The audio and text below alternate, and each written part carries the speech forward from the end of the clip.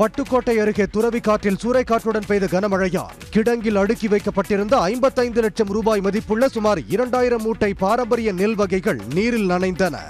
இளைஞர்கள் ஒன்றிணைந்து 20 வகையான பாரம்பரிய நெல் வகைகளை சாகுபடி செய்து 2000 மூட்டைகளை கிடங்கில் சேமித்து வைத்துள்ளனர். சிவன் சம்பா, ரத்தசாலி, கருப்பு கோணி, மாப்பிள சம்பா, காட்டியானம், கரடன் சம்பா, புளியடிச்சான், ஒட்டடையாம், பூங்காறு, குள்ளக்காரு, கருங்குருவை, கிட்டத்தட்ட ஒரு 20 ரகங்கள் நாங்கள் இங்கே வச்சுருந்தோம்.